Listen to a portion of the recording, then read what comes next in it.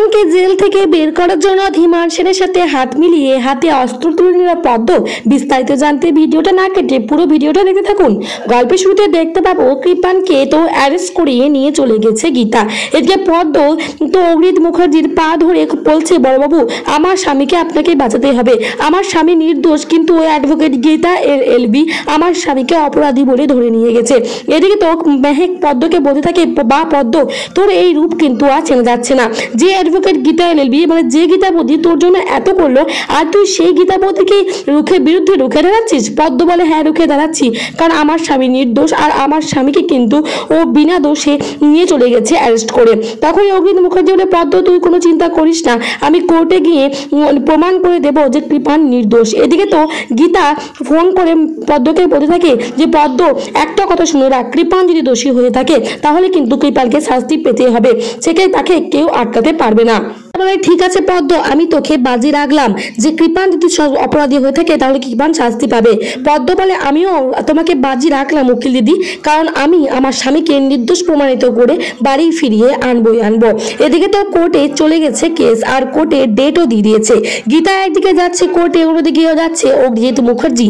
আর কোনো মতে গীতার সাথে পেরে উঠছে না অগ্নিত মুখার্জি, কারণ গীতার কাছে তো অনেকগুলো প্রমাণ রয়ে গেছে, তাই কেউ কোনো মতে গীতাকে হারাতে পারছে না অগ্নিত মুখার্জি। এদিকে ধীমান সেন জেল থেকে বেরিয়েছে, তাই পদ্ম উপায় করেছে যে করে হোক ধীমান সেনের সাথে হাত মিলিয়ে কৃপানকে নির্দোষ প্রমাণিত করতে হবে। তাই তো পদ্ম চলে গেছে ধীমান সেনের কাছে, আর ধীমান সেনকে গিয়ে বলতে থাকে, আপনি যা বলবেন আমি তাই করব, কিন্তু আমার স্বামীকে আপনাকে নির্দোষ প্রমাণিত করতে হবে, আমার স্বামীর সাপোর্টে একটু হতে হবে, দরকার পড়লে আমি সবকিছু করতে পারি। তখনই পদ্মকে বলতে থাকে ধীমান সেন, তুই সবকিছু করতে পারবে তোমার ওই উকিল দিদিকে শেষ করতে?